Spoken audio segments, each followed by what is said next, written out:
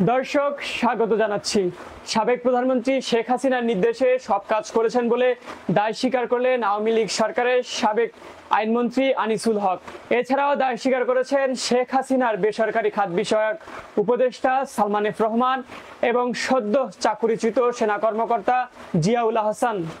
দর্শক, গ্রেফতারের পর থেকে কিন্তু আনিসুল হক এবং সালমান এফ রহমান যেমনটি বলছিলেন, দেশে অরাজকতাকর পরিস্থিতি সৃষ্টির জন্য মূলত সদ্য সাবেক স্বরাষ্ট্রমন্ত্রী আসাদুজ্জামান খান কামাল ও সেতুমন্ত্রী ওবায়দুল কাদের দায়ী রয়েছে, এমনটি তারা প্রথম থেকে দাবি জানালেও তবে আজকে কিন্তু আনিসুল হক এবং সালমান এফ রহমান স্বীকার করেছেন দেশে যে অরাজকতার পরিস্থিতি সৃষ্টি হয়েছে তার নেপথ্যে যার ভূমিকা ছিল তিনি হচ্ছেন স্বয়ং শেখ হাসিনা। মূলত শেখ হাসিনার নির্দেশগুলো মাঠ পর্যায়ে বাস্তবায়নের জন্য কাজ করেছে। দর্শক, তারা যেমনটি বলেছে, আমরা কেবল প্রধানমন্ত্রীর নির্দেশ বাস্তবায়নের প্রচেষ্টা চালিয়েছি, তবে সাবেক প্রধানমন্ত্রী শেখ হাসিনার নির্দেশ বাস্তবায়নে তারা যেসব পরিকল্পনা করেছেন সেগুলো বাস্তবায়নে মাঠ পর্যায়ে হুকুম দিয়েছেন বলে এরই মধ্যে স্বীকার করেছেন তারা। হত্যাকাণ্ডের পেছনে তাদের দায় স্বীকার করলেও এখনো সুনির্দিষ্ট কোনো তথ্য দেননি গ্রেফতার ব্যক্তিরা।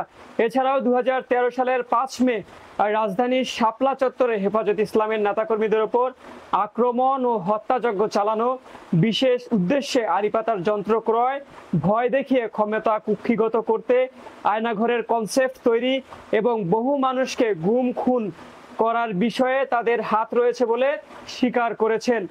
সালমান এফ রহমান, আনিসুল হক এবং মেজর জেনারেল জিয়াউল আহসানের বিরুদ্ধে আরো কয়েকটি মামলার প্রস্তুতি নেওয়া হচ্ছে বলে জানা যায়। যেসব ঘটনায় মামলা হবে সেগুলোর মধ্যে রয়েছে শেয়ার কেলেঙ্কারি, মতিঝিলের শাপলা চত্বরে হেফাজত ইসলামের নেতাকর্মীদের ওপর আক্রমণ, নিধন, আড়িপাতার যন্ত্র, পেপাসাস সফটওয়্যার ক্রয়, আয়নাঘর কনসেপ্ট এবং অসংখ্য গুম খুন সহ নানা আর্থিক অনিয়মের দুর্নীতির ঘটনায়। ঢাকা মহানগর পুলিশের সংশ্লিষ্ট সূত্রে জানা যায়, রিমান্ডে থাকা আসামি সালমান এফ রহমান এবং আনিসুল হকের দেওয়া তথ্য অনুযায়ী জিয়াউল আহসানকে গ্রেফতার করা হয়েছে।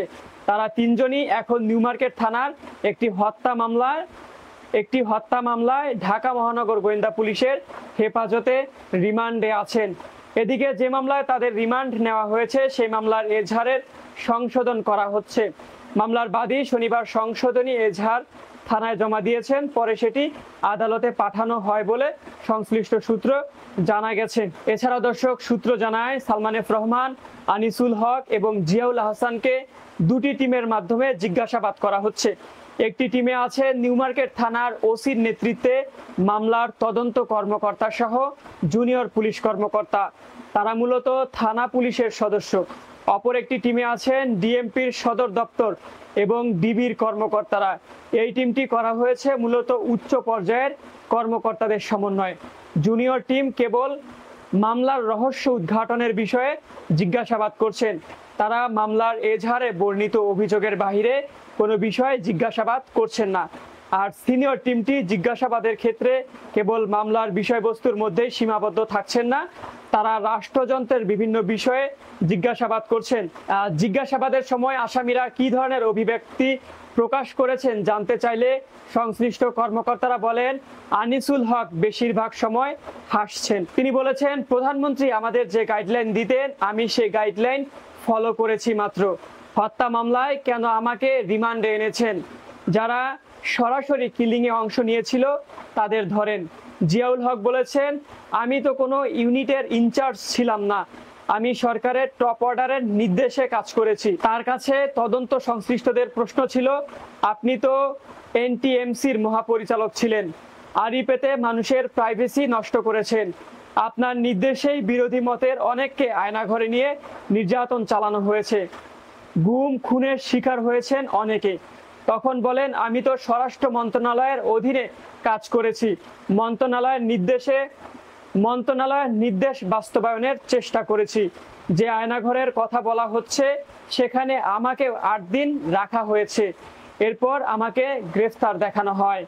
জানা যায় আওয়ামী লীগ 2009 সালে ক্ষমতায় আসার পর থেকে 2015 সাল পর্যন্ত বিএনপি জামাতের শত শত নেতাকর্মী গুম খুনের শিকার হন। আর দর্শক মূলত কিন্তু এখন মুখ খুলতে শুরু করেছেন আনিসুল হক, সালমান এফ রহমান এবং জিয়াউল আহসানের মতো ব্যক্তিরা।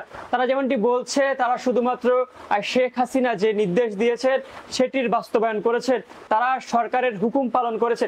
যদি শাস্তি পেতে হয় যারা সরাসরি কিলিং মিশনে যুক্ত ছিল তাদের শাস্তি দাবি করেছেন।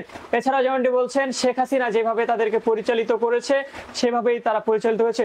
আর দর্শক এছাড়াও এই তিনজনের বিরুদ্ধে কিন্তু বিভিন্ন মামলা দায়েরের প্রস্তুতি নেওয়া হচ্ছে, কেননা ক্ষমতায় থাকাকালীন অবস্থায় শত শত মানুষকে নির্বিচারে হত্যা করেছেন। গুম খুন হত্যা সহ বিচার বহির্ভূত যে হত্যাকাণ্ডগুলো বাংলাদেশে ঘটেছে তাদের নেপথ্যে কিন্তু এই ব্যক্তিরা জড়িত রয়েছে। এছাড়াও স্বরাষ্ট্রমন্ত্রী আসাদুজ্জামান খান কামাল এবং পুলিশের ঊর্ধ্বতন কর্মকর্তা বিশেষ করে হারুনুর রশিদ, বিপ্লব কুমার দাস, পুলিশের সাবেক আইজিপি আব্দুল্লাহ আল নুমান সহ সিনিয়র যে সকল আইন শৃঙ্খলা রক্ষাকারী বাহিনীর কর্মকর্তা রয়েছেন তারা প্রত্যেকে কিন্তু এই সরকারের সাথে তাল মিলিয়ে তাদের ক্ষমতাকে টিকিয়ে রাখার জন্য কাজ করেছেন।